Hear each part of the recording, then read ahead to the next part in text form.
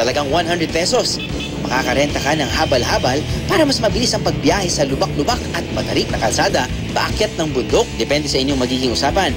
Pwede rin maging local guide ang habal-habal driver mo.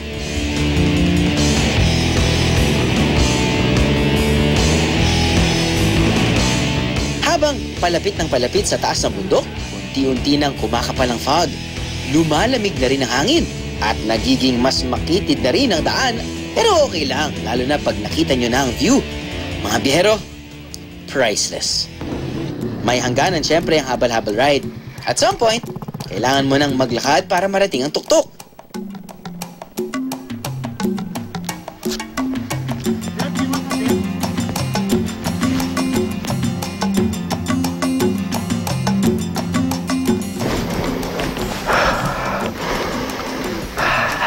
Sarap na singin ng hangin.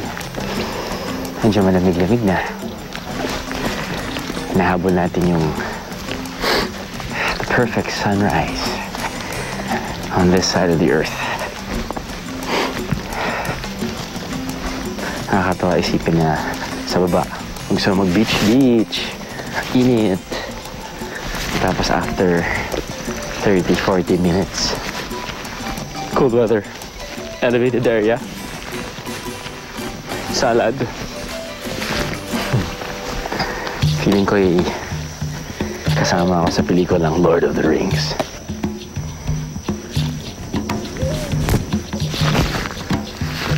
According to my compass, ang east ay nandito. Ibig sabihin nun, dyan, lilitaw ang araw. Dito. So, kailangan natin to get over this hill para makita natin yung sunrise. Tara, let's go.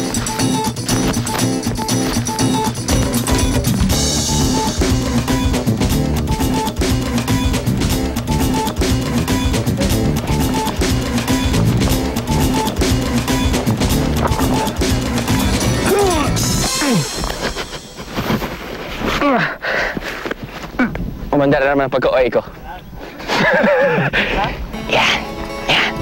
Yan.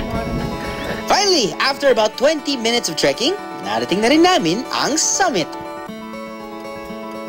So, ito pala yung totoong feeling. Kasi nararamdaman ko to kapag nakikita ko si Iyay. Ito yung feeling ng in love. Wow! Okay.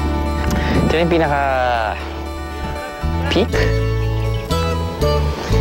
6 o'clock ng umaga, on the dot. Dapat ngayon yung oras yung makikita natin yung pag-akit ng araw. Pero, dahil nga medyo makapal yung fog, hindi natin nakikita yung araw. Do you feel it? Do you feel it? Do you sense it? Parating na yung araw.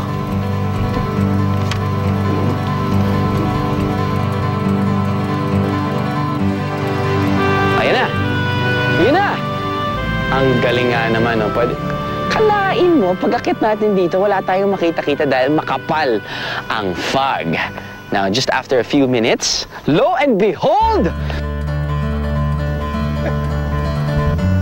But lo and behold, the beautiful view of the beach! Parang na-visualize ko, Dragon Ball Z. Di ba? Frieza versus Goku! Frieza! Look at this. Beautiful! Ang dating pangalan raw ng lugar na ito ay Tanawan. Well, it deserves the name dahil napakaganda nga naman talaga ng view na iyong matatanaw. Sa taas na 1,042 meters above sea level, meron kang breathtaking 360-degree view ng Dalagit at mga kalapit itong bayan. Kahit saan mo ibaling ang iyong tingin na tunay na kamamangha. Naging paborito rin itong pasyalan ng dating presidenteng si Sergio Esmeña Sr. Kaya, tinawag nila itong O-Peak o Osmeña Peak.